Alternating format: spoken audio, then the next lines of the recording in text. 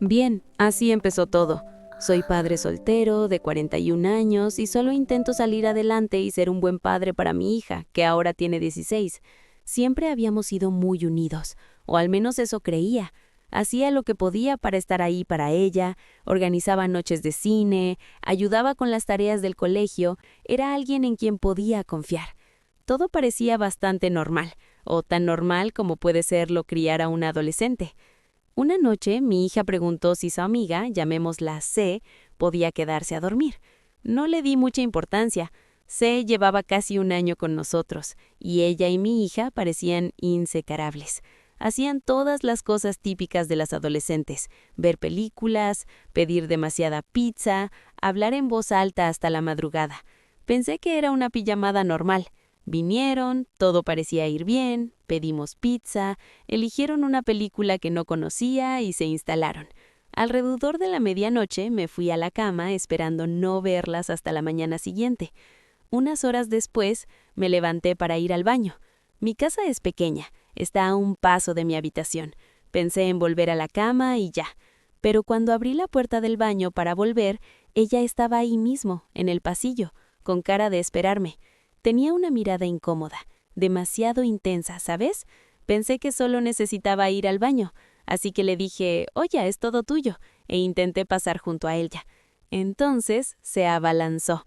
No sé cómo describirlo de otra manera. Se inclinó hacia mí de repente, como si intentara besarme. Se me paralizó el cerebro. Ni siquiera podía procesar lo que estaba pasando. Ahí estaba esta chica, amiga de mi hija, prácticamente abalanzándose sobre mí en plena noche. Me aparté y me lo tomé con risa, intentando que no se volviera incómodo. Dije algo como: «Oye, creo que te has equivocado de persona». Parecía un poco avergonzada. Murmuró algo que no entendí, luego se dio la vuelta y regresó a la habitación de mi hija. Me quedé allí un segundo intentando asimilarlo, pero al final le quité importancia. Pensé que solo era una niña haciendo algo impulsivo y torpe. No significaba nada. Lo atribuí a rarezas de adolescente y volví a la cama pensando que se había acabado. Pasaron unos días y no volví a pensar en ello. Entonces, de repente, recibí una llamada de la policía. Me dijeron que necesitaban que me presentara para un interrogatorio. Al principio pensé que quizá había sido un error, que se había equivocado de persona o algo completamente distinto. Pero en cuanto llegué, supe que era grave. La cara del detective lo decía todo. Empezó a decirme que C me había acusado de violarla. Mi mundo dio vueltas. Recuerdo estar sentada allí mirándolo fijamente sin siquiera entender lo que oía. No dejaba de pensar que debía ser una broma o algún malentendido. Intenté explicarles lo que realmente había pasado, que no había pasado nada, que la había rechazado, pero me miraban con la misma expresión, como si esperaran que cometiera un desliz, que admitiera algo que no hice.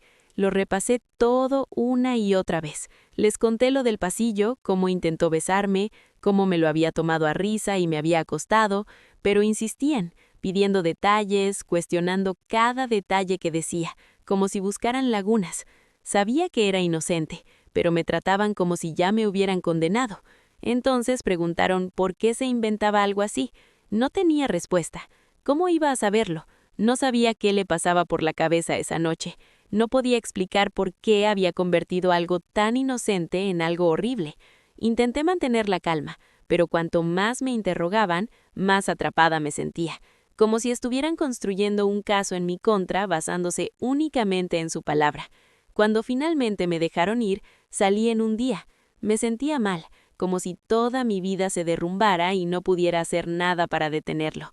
La acusación me pesaba y sabía que lo destrozaría todo. Al llegar a casa, todo era diferente.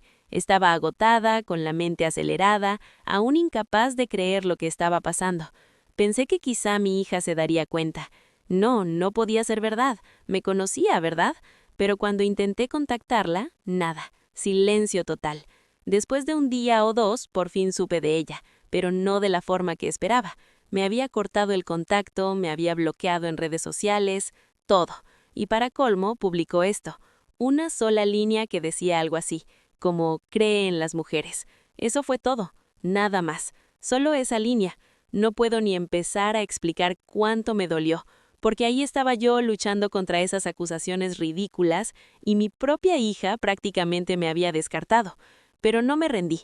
Le escribí, intenté llamarla, incluso fui a casa de su madre solo para verla, pero mi ex no me dejó entrar. Se quedó ahí bloqueando la puerta como si fuera una delincuente.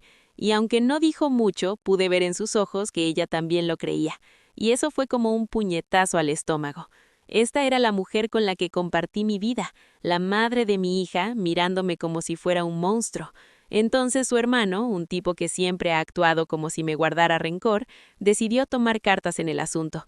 Salió de la nada, me apartó de la puerta, gritándome que me largara, insultándome, y cuando intenté mantenerme firme, intenté decir que no me iría hasta ver a mi hija, me dio un puñetazo fuerte y caí al suelo. Solo lo oía gritándome que me alejara. Así que ahí estaba, sentado afuera de la casa de mi ex, sangrando y humillado, pensando en cómo todo se había descontrolado, como si el mundo entero se hubiera derrumbado en un instante. Apenas unos días antes era un padre normal que haría lo que fuera por su hijo, y ahora era el tipo en quien nadie confiaba, el que todos consideraban un depredador. En ese momento no sabía qué hacer. Mi hija se había ido, su madre no quería saber nada de mí, e incluso mis propios amigos empezaron a comportarse de forma extraña conmigo. Era como si la acusación se hubiera quedado grabada, por muy falsa que fuera. Y lo peor fue no tener a mi hija. Eso fue lo más profundo. No quería verme, hablar conmigo, escucharme, nada.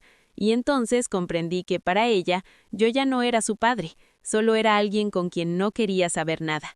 Los días se hacían eternos y la policía insistía, llamándome una y otra vez, haciéndome las mismas preguntas como si esperaran que cometiera un desliz.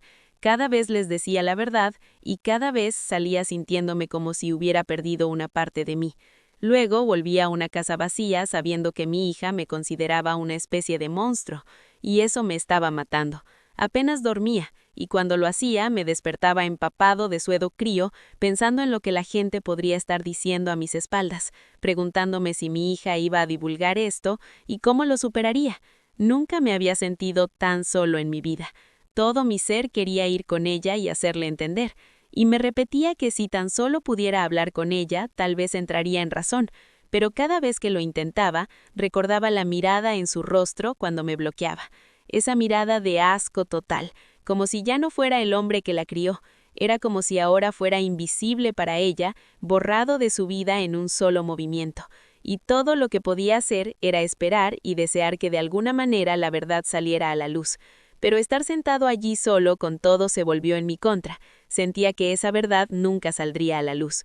Que me citaran a interrogatorio una vez fue bastante duro, pero no terminó ahí. Cada vez que pensaba explicarme con claridad, me volvían a llamar con más preguntas. Y sinceramente, empecé a sentirme como un delincuente entrando en esa comisaría. Me sentaba intentando mantener la calma, pero veía cómo me miraban los agentes, como si esperaran a que cometiera un desliz. Me preguntaban lo mismo una y otra vez, cambiaban la redacción, hacían preguntas que no tenían nada que ver con la acusación, como si solo estuvieran probando si me derrumbaba. Lo peor eran los detalles ridículos que no dejaban de preguntar. ¿Qué hacía ciertas noches? ¿Por qué la dejaba quedarse a dormir? Cosas que daban la impresión de que estaban más interesados en encontrar algo que usar en mi contra que en escuchar lo que decía. Y no dejaba de pensar, ¿de cuántas maneras puedo asegurarte que no pasó nada? Nunca olvidaré la primera vez que me obligaron a declarar. Me dio un papel y me dijo que escribiera todo lo que pudiera recordar de esa noche. Estaba sentada en una habitación diminuta con un bolígrafo en la mano, intentando averiguar qué querían de mí. Porque, ¿cómo recordar cada detalle de una noche cualquiera que parecía perfectamente normal en ese momento, cuando no había razón para memorizar nada, porque para mí ni siquiera pasó nada? Escribí todo lo que pude, repitiendo lo que ya les había dicho cientos de veces. Me levanté, fui al baño, me encontré con Sí en el pasillo, intentó besarme, la rechacé y eso fue todo. Pensé que no era para tanto, honestamente, solo un momento extraño. Me encogí de hombros. Los adolescentes a veces son incómodos. Pero los policías no lo vieron así. Pude ver las miradas que intercambiaron, como si no me creyeran, y me hirió. Luego vinieron las preguntas más difíciles. Se volvieron personales, preguntando por qué ya no estaba casada, por qué mi hija se quedaba en mi casa en lugar de en la de su madre. Todas estas preguntas como si estuvieran escarbando en busca de algún trapo sucio. No pude evitar sentir que ya me habían declarado culpable y que solo esperaban que cometiera un desliz. En un momento dado, sacaron a relucir la declaración de mi hija. No llegué a verla, pero la forma en que lo comentaron me destrozó un poco. No dejaban de decir que ella le creía a su amiga, que creía que su amiga jamás se inventaría algo así. Y solo podía pensar en lo rápido que se puso en mi contra, su propio padre, sin siquiera hablar conmigo primero. Era como si me estuvieran retorciendo el cuchillo, recordándome que mi propia hija me veía como el villano. Incluso sacaron a relucir a mi ex, diciendo que ella también parecía convencida, como si eso, de alguna manera, le diera más peso a la acusación. Lo entiendo, los divorcios no siempre son bonitos, pero habíamos sido buenos padres, o al menos eso creía, pero ahora sentía que todos a mi alrededor estaban dispuestos a creer lo peor. Cada vez que salía de esa estación estaba más agotada que antes. Salía a la luz del día sintiéndome como si me hubiera atropellado un camión. La cabeza me daba vueltas con preguntas que no podía responder, preguntándome cómo había acabado allí. Y cada vez que me llamaban, se me encogía el estómago. No podía quitarme la sensación de que ya habían decidido culparme de esto, y nada de lo que dijera los haría cambiar de opinión. Mientras tanto, no tenía a mi hija, la única persona que creía que me apoyaría. Reviso el móvil a diario, esperando que me contactara, que me enviara un solo mensaje diciendo que no estaba segura de qué creer. Pero no había nada. Estaba totalmente callada. Y saber que prefería creer a su amiga que a su propio padre me dolió más que cualquier cosa que la policía pudiera echarme encima. Un día me llamaron y empezaron a enseñarme fotos, como si intentaran asustarme. Mostraban fotos, me pedían que describiera cosas sin relevancia, la distribución de mi casa, dónde estaba sentada la gente durante la cena, de qué hablamos esa noche, cosas que parecían completamente aleatorias, pero me observaban atentamente, analizando cada palabra, esperando a que tropezara. Era un juego mental total. Sabía que no había hecho nada malo, pero la forma en que me interrogaron me hizo dudar de mí misma. Me sorprendía pensando, ¿metí la pata de alguna manera? ¿Dije algo que sonaba raro? Eso es lo que pasa con estas situaciones. Te trastornan la cabeza, te hacen dudar de ti misma incluso cuando sabes que dices la verdad. Pero no me rendí. Les di las mismas respuestas una y otra vez. Aunque estaba agotada, sentía como si viviera una pesadilla de la que no podía despertar. Una pesadilla donde esta acusación había salido de la nada para destrozarme la vida. Iba sola a casa cada noche, repasando cada palabra que había dicho, cada mirada de los policías, cada suspiro o mirada de reojo que me hacía sentir culpable solo por estar allí. Y luego estaba la espera. Pasaban los días y me preguntaba si me llamarían de nuevo, si decidían arrestarme, si volvían a hablar con mi hija, dándole más razones para que se alejara. Sentía como si me estuvieran juzgando cada día, aunque no hubiera hecho nada malo. Mientras tanto, un nudo en el estómago crecía en mi mente, sabiendo que si no lograba convencerlos de mi inocencia, lo perdería todo. A mi hija, a mi familia, a mi vida entera. Mirando atrás, todavía no sé cómo lo superé. Me quedaba en casa mirando la pared, pensando en cómo una sola acusación podía destruirlo todo, cómo mi mundo cambió tan rápido que apenas tuve tiempo de procesarlo, y cómo todos a mi alrededor juzgaban con tanta rapidez, tan ansiosos por creer lo peor. Era un dolor que no le desearía a nadie. Así que sí, ahí estaba yo, constantemente entrando en esa comisaría, enfrentándome a gente que no me creía, y luego llegando a casa a una casa vacía, preguntándome si esta pesadilla terminaría alguna vez. Pero después de todas esas rondas con la policía, el siguiente golpe no vino de ellos. No, este vino directamente de mi propia hija. A través de sus redes sociales. No lo vi al instante, pero seguro que me enteré. Amigos llamando, mensajes llegando, y supe que algo andaba mal incluso antes de comprobarlo. Cuando por fin lo vi, se me encogió el corazón.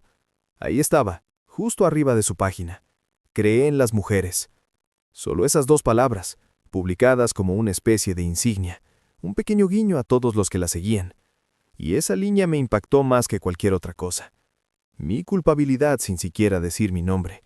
Y para algunos, eso era todo lo que necesitaban ver. Hay algo especial en ver a tu propia hija decir algo así para que todo el mundo lo viera. Aunque no lo deletreaba, todos en nuestro círculo sabían a qué se refería. Familia, amigos, conocidos, todos sabían que yo era la acusada. Y ver a mi hija decirlo fue como el último clavo en el ataúd. Para ella yo era la culpable, punto final.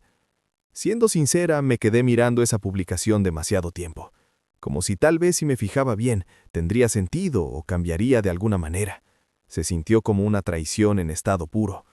Pero aún más que eso, me hizo sentir pequeña, completamente impotente. No pude contactarla, no logré que me escuchara, y ahora también les contaba a todos lo que pensaba. Y no había vuelta atrás. En cuestión de horas mi teléfono empezó a sonar. Familiares me escribían preguntándome qué pasaba, si era cierto. Personas con las que no había hablado en años, de repente se interesaban en mi vida como si estuvieran viendo un descarrilamiento. Algunos intentaron mantenerlo sutil, pero estaba claro que todos asumieron que yo lo había hecho. Amigos, vecinos, gente del trabajo, todos conocían a alguien que lo había visto. Y sentí como si tuviera una letra escarlata gigante clavada en mi nombre. Y ni siquiera podía defenderme, porque cualquier cosa que dijera parecería un culpable intentando ocultar sus huellas. Y con todo aún bajo investigación, la policía me dijo que era mejor callar. Así que ahí estaba yo, viendo cómo mi vida se desmoronaba en Internet, y no podía decir ni una palabra.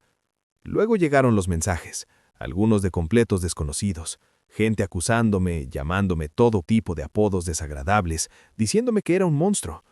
Recibí amenazas de muerte, gente que decía que debería pudrirme en la cárcel, que yo era todo lo malo del mundo, enviándome párrafos de puro odio. Y tuve que quedarme ahí sentada, impotente para defenderme. Mi hija, mientras tanto, seguía en silencio. Nada de ella directamente, ni llamadas, ni mensajes, solo esa publicación para que todos la vieran. Y cada vez que revisaba su página, seguía ahí, llena de comentarios de apoyo. «Eres tan valiente», decían, «estás haciendo lo correcto». Nadie se detuvo a pensar ni por un segundo que tal vez, solo tal vez, yo no era culpable, que tal vez yo era quien decía la verdad. Las personas que creía amigas desaparecieron. Algunos me contactaron, probablemente solo por curiosidad, pero estaba claro que tampoco me creían. Uno de mis amigos más cercanos, alguien a quien conocía desde hacía años, ni siquiera se molestó en llamar. Simplemente envió un solo mensaje que decía: «Espero que no sea cierto, hombre, espero que no sea cierto». Y eso fue todo. Sentí que todos en quienes confiaba habían desaparecido o se habían vuelto en mi contra en cuestión de días. Y la publicación de mi hija seguía ahí. Esperaba que la quitara, que tal vez se lo pensara mejor, que alguien la hiciera entrar en razón. Pero se quedó ahí como una valla publicitaria, recordándoles a todos los que la seguían que yo era un monstruo. Un día incluso consideré publicar algo yo misma. Escribí un largo mensaje furioso defendiéndome, diciendo cuánto me dolía que me juzgaran sin pruebas. Pero cada vez que lo veía, pensaba en cómo lo verían los demás. ¿Lo verían como un control de daños o como un hombre furioso intentando intimidar a su hija? Nadie escucharía ni una palabra de lo que dijera. Lo tergiversaban. Hacían que pareciera que intentaba hacerla sentir culpable o presionarla para que guardara silencio. Así que lo borré, y me quedé ahí sentada, sintiéndome completamente impotente. En los días siguientes, no podía ir a ningún lado sin sentir el peso de esa publicación. Me encontraba con gente que lo sabía y evitaban el contacto visual, o simplemente me miraban fijamente, preguntándose claramente si estaban viendo un delincuente. En el trabajo también empezó a comportarse de forma extraña conmigo, como si no supieran qué decir. Y para colmo, un par de vecinos empezaron a evitarme. Les saludaba con la mano y fingían no verme, volviendo a sus casas como si tuviera alguna enfermedad. Revisaba su perfil todos los días, con la esperanza de que lo hubiera quitado, pero no lo hizo. Y cuanto más tiempo permanecía colgado, más gente se unía. Se convirtió en un punto de reunión. La gente aplaudía su valentía por alzar la voz, diciendo que estaba tomando partido. Quería gritar, decirles que no me había hablado, que ni siquiera había intentado escuchar mi versión, pero sabía que eso solo empeoraría las cosas. Era como si cuanto más callaba, más culpable parecía, pero decir algo solo lo empeoraría. Así que estaba atrapado, sin poder hacer nada más que ver cómo mi reputación se desmoronaba. Mi propia hija me había pintado como una depredadora, y el resto del mundo se lo tragaba como si fuera una especie de drama retorcido. ¿Y qué se suponía que hacía? Algunas noches me quedaba despierto pensando en qué decirle, cómo explicarle cuánto me estaba destruyendo esto. Pero entonces recordaba que no respondía, que aunque la contactara, probablemente no me escucharía. En su mente ya había decidido quién era yo, y lo peor era que los demás también. Arrastraba mi nombre por el lodo mientras la gente la aclamaba, completamente ajena a la verdad. Estaba oficialmente solo, y a nadie le importaba. Después de semanas viviendo una pesadilla, respondiendo las mismas preguntas una y otra vez, finalmente llegó el día en que recibí otra llamada del detective. Esta vez, sin embargo, no parecía estar listo para otra ronda conmigo. Había algo diferente en su voz, algo casi, no sé, cauteloso. Me dijo que fuera a la comisaría porque tenían una actualización del caso. En ese momento ya no sabía qué esperar. Pensé que era más de lo mismo. Más preguntas, más acusaciones, más espera mientras desmenuzaban mi historia como si hubiera hecho algo malo. Pero entré, me senté y esperé. El detective me miró un momento y luego se inclinó hacia adelante, casi como si me estuviera preparando para lo que iba a decir. Se aclaró la garganta y dijo: «Hemos estado reinterrogando a C. Ha cambiado su historia». Esas palabras me golpearon como un ladrillo. Mi primer pensamiento fue que la cosa iba a empeorar, que de alguna manera había encontrado la manera de cavar el hoyo aún más profundo. Pero luego continuó. Explicó que la habían estado presionando para obtener más detalles, algo sólido que respaldara su acusación. Y aparentemente las cosas no cuadraban. Empezaron a notar inconsistencias, cosas que había omitido antes, detalles que no podía entender. Y cuando la presionaron, comenzó a tropezar, a retractarse en ciertas partes de su historia. Dijo que se había puesto nerviosa, no podía seguir la línea de tiempo, no podía recordar lo que ya les había contado. Al principio pensaron que eran solo nervios, pero cuanto más presionaban, más se ponía nerviosa. Luego dijo que notaron algo más. Toda su historia comenzaba a desmoronarse. Le seguían pidiendo que aclarara, que les diera una versión clara y consistente de los hechos, y cada vez que lo intentaba, se equivocaba, decía algo diferente a lo que había dicho antes. Finalmente, se paralizó, se quedó en silencio, y fue entonces cuando realmente la apoyaron. El detective dijo que la presionaron, le recordaron la seriedad de lo que decía, lo importante que era decir la verdad, y fue entonces cuando se derrumbó. Según el detective, se rompió a llorar y admitió que nada de eso era cierto, que yo no le había hecho nada. Confesó que la verdadera razón por la que me acusó fue por el novio de su madre. Él fue quien la lastimó, pero no se atrevió a acusarlo directamente. Le tenía miedo, se sentía atrapada y no sabía qué más hacer. Dijo que señalarme le había parecido más fácil, más seguro, ya que yo no formaba parte de su vida. Cuando escuché esas palabras, no sentí el alivio que esperaba. Sentí una oleada de ira, frustración y dolor indescriptible. Todo este dolor, todas las noches sin dormir, la forma en que mi propia hija se había vuelto contra mí, todo se debía a que yo era la opción más segura a la que culpar. C había trastocado mi vida por completo porque no quería enfrentarse al verdadero monstruo de su vida. El detective siguió explicando que oficialmente estaban limpiando mi nombre y cerrando el caso. Legalmente estaba libre de culpa. No me arrestarían, no tendría que preocuparme por cargos. Pero mientras hablaba, todo me parecía un vacío. Claro, estaba libre de culpa ante la ley, pero ¿y todo lo demás? Mi reputación, mis relaciones, la confianza que mi propia hija había destrozado. Todo eso seguía en ruinas. El detective podía decirme que era libre todo lo que quisiera, pero eso no cambiaba el hecho de que todo lo que me importaba ya había sido destrozado. Apenas recuerdo haber salido de la comisaría. Debí de conducir a casa como en una nube, repasando mentalmente las palabras del detective, intentando encontrarle sentido. Cuando llegué a casa, me senté en el sofá mirando la pared, completamente aturdido. La verdad por fin había salido a la luz, pero no solucionó nada. No dejaba de pensar en lo fácil que C me había convertido en su chivo expiatorio. en lo rápido que había arruinado mi vida porque era más fácil para ella. Y lo peor que había hecho ocurrió sin pensarlo 2 veces, sin importarle la destrucción que dejaba atrás. Pensé en mi hija, en lo rápido que se había creído la mentira, en lo rápido que me había ignorado y publicado eso de creer a las mujeres, como si yo fuera culpable sin lugar a dudas. 4 días después, no podía quitarme de encima esa sensación de vacío. Claro, la acusación había desaparecido, pero el daño ya había sido hecho. Amigos, familia, todos los que alguna vez estuvieron a mi lado, me habían tratado como un monstruo. Me habían obligado a este horrible aislamiento y ahora esperaban que simplemente recogiera y siguiera adelante como si nada. Luego, por supuesto, empezaron a llegar las llamadas, sobre todo de familiares y gente que de repente quería hablar después de ignorarme por semanas. Pero simplemente no estaba de humor. No podía quitarme de encima la ira, el vacío. El único mensaje que realmente me llegó fue el de mi hija. Me dejó un largo mensaje de voz y en cuanto lo vi, me quedé mirando el móvil, sin saber si quería escuchar. Una parte de mí quería borrarlo en ese instante. O sea, ya había dicho todo lo que tenía que decir con esa publicación de creer a las mujeres. En ese momento, su lealtad parecía evidente. Pero otra parte de mí, la parte de papá, quería darle una oportunidad. Todavía había una parte de mí que esperaba que tuviera alguna explicación que hiciera que todo esto tuviera sentido.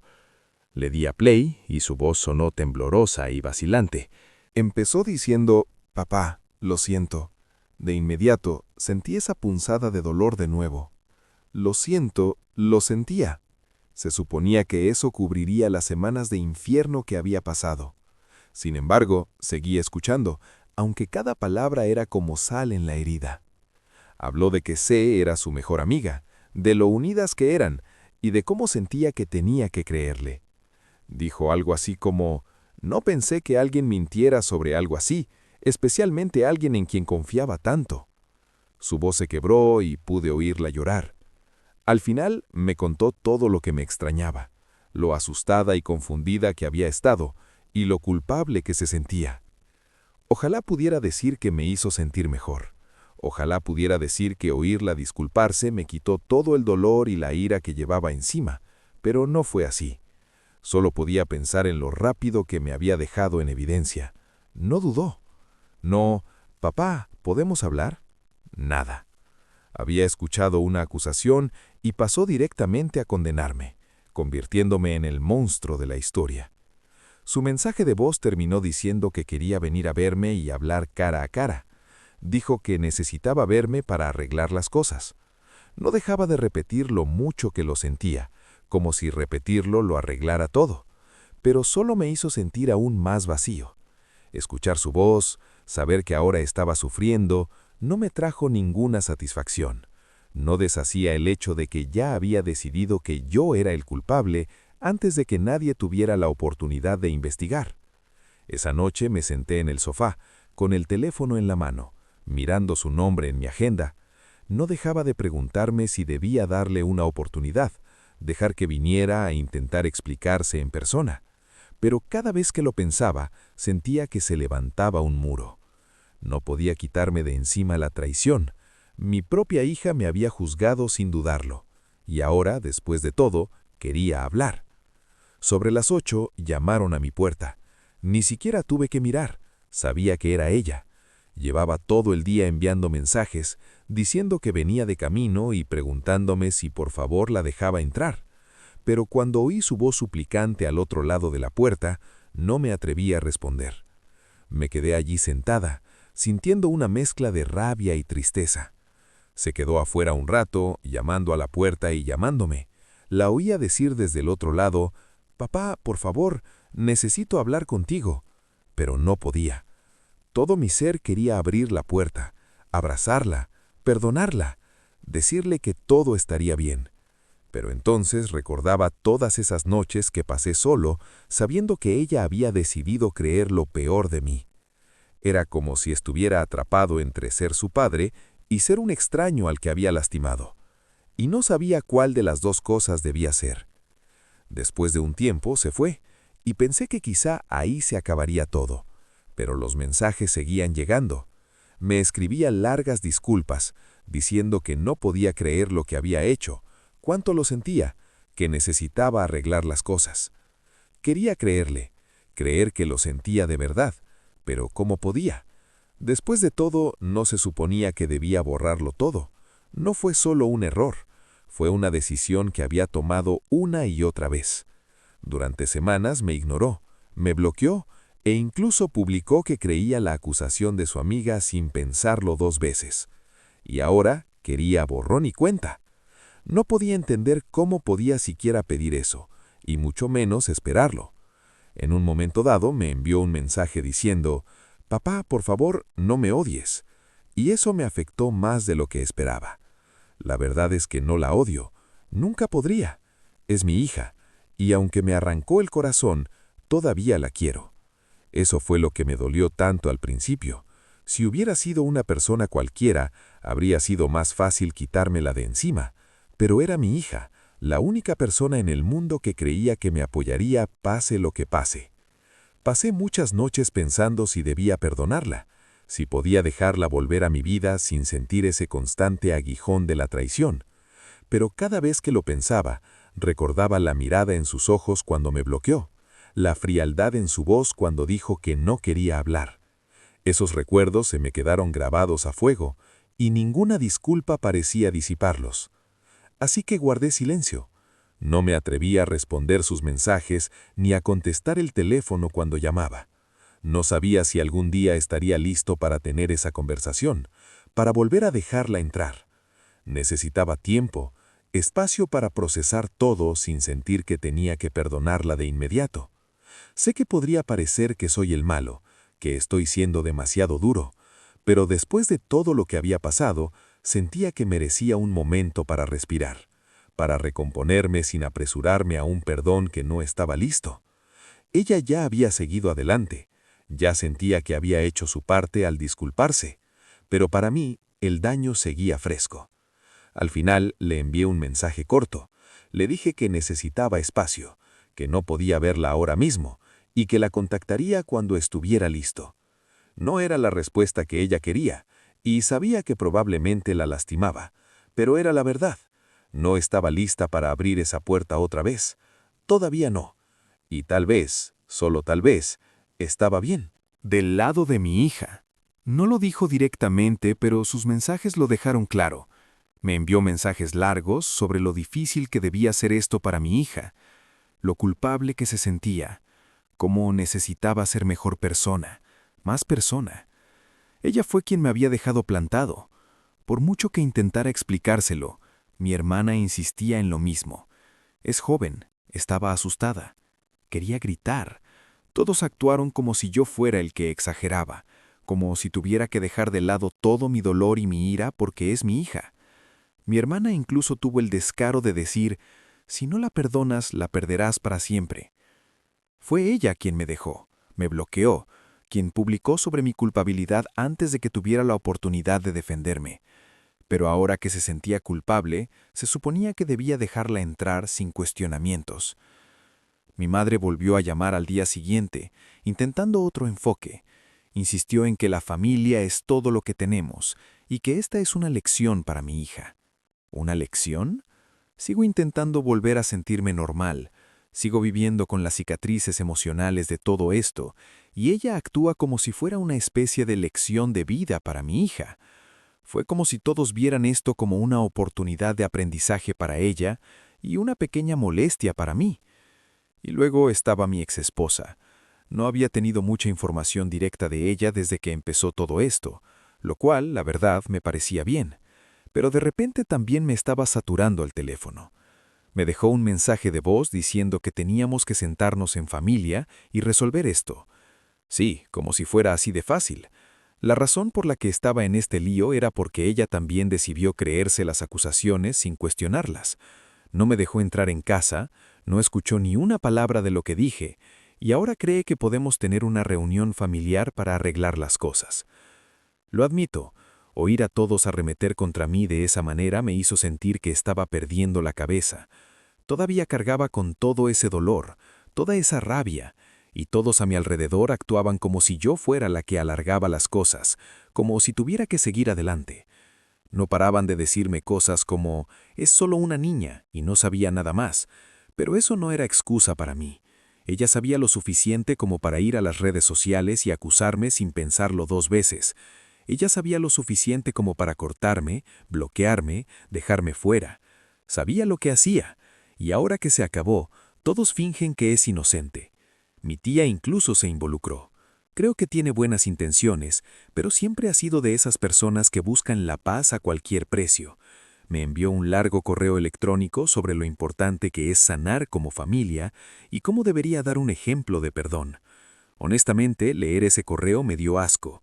Continuó diciendo que el perdón es fuerza, y todo esto sonaba más a una tarjeta de Hallmark que a un consejo real. Ninguno de ellos quería entender por lo que había pasado, solo querían que perdonara y olvidara para que fuera más fácil para todos los demás. Después de una semana así, no pude soportarlo más.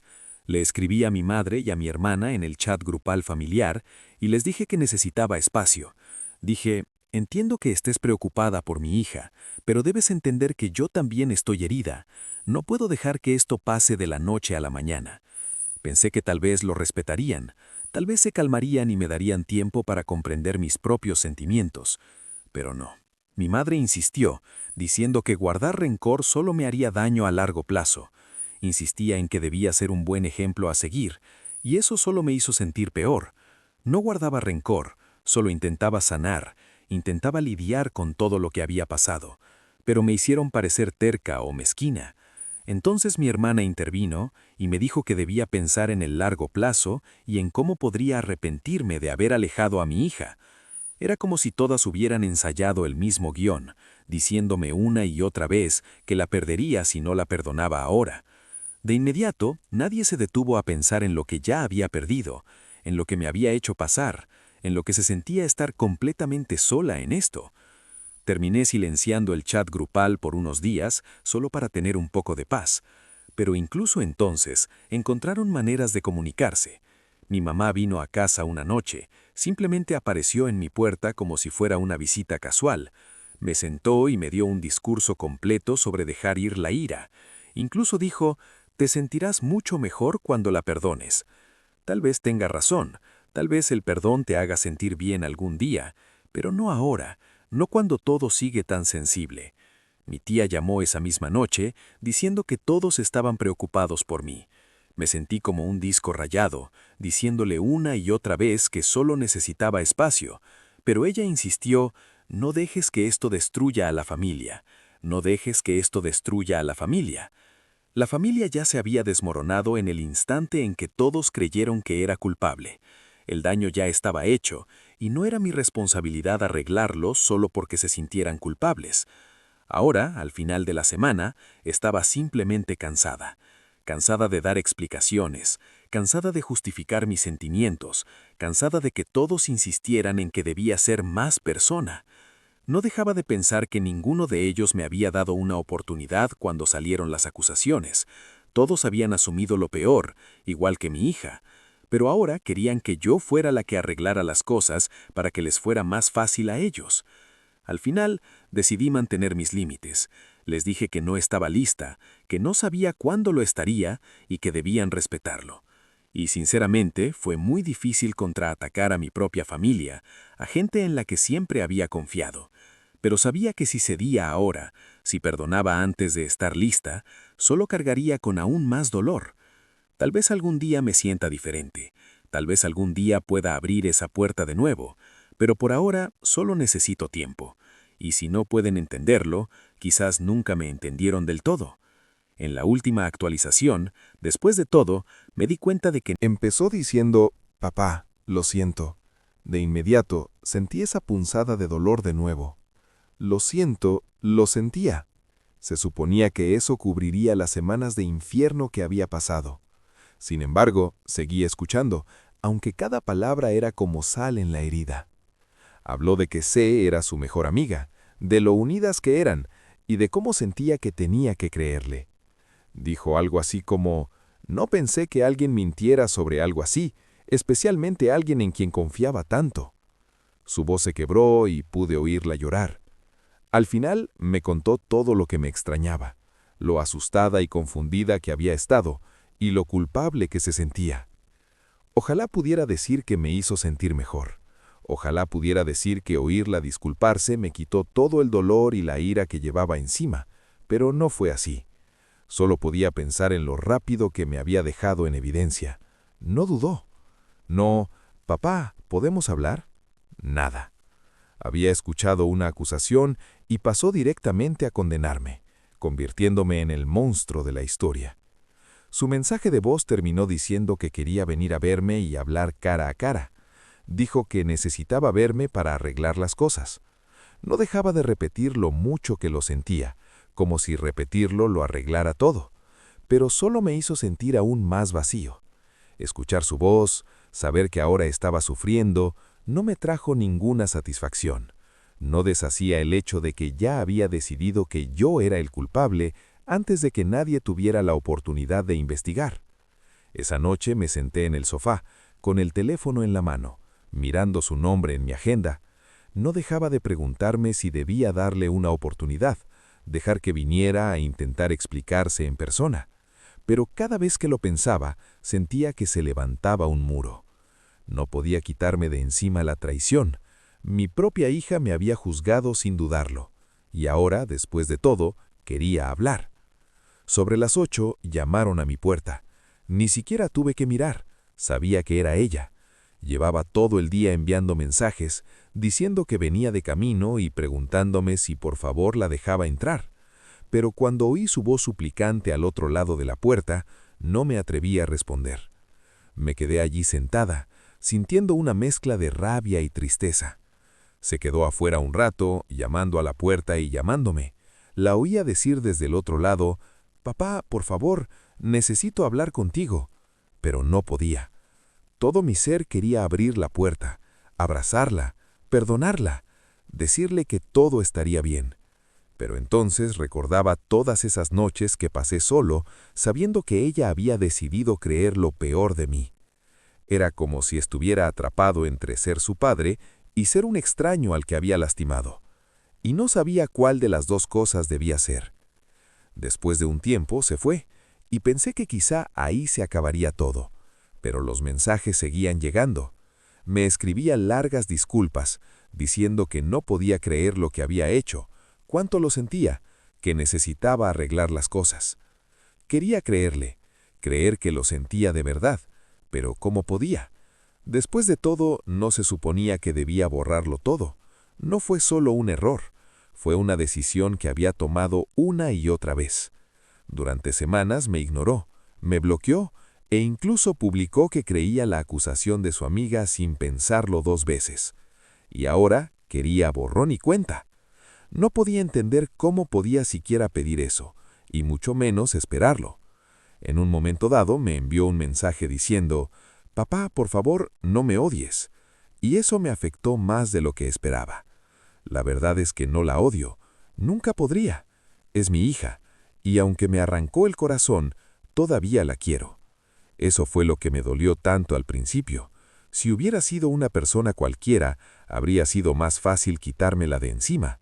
Pero era mi hija, la única persona en el mundo que creía que me apoyaría pase lo que pase.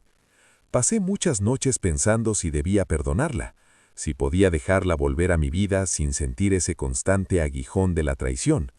Pero cada vez que lo pensaba, recordaba la mirada en sus ojos cuando me bloqueó, la frialdad en su voz cuando dijo que no quería hablar.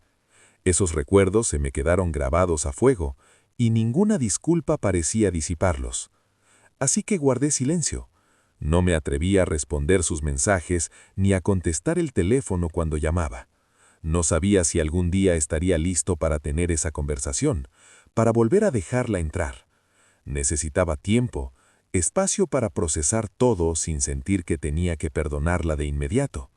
Sé que podría parecer que soy el malo, que estoy siendo demasiado duro, pero después de todo lo que había pasado, sentía que merecía un momento para respirar, para recomponerme sin apresurarme a un perdón que no estaba listo.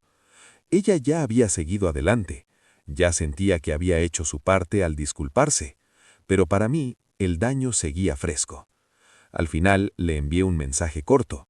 Le dije que necesitaba espacio, que no podía verla ahora mismo y que la contactaría cuando estuviera listo. No era la respuesta que ella quería, y sabía que probablemente la lastimaba, pero era la verdad. No estaba lista para abrir esa puerta otra vez. Todavía no. Y tal vez, solo tal vez, estaba bien.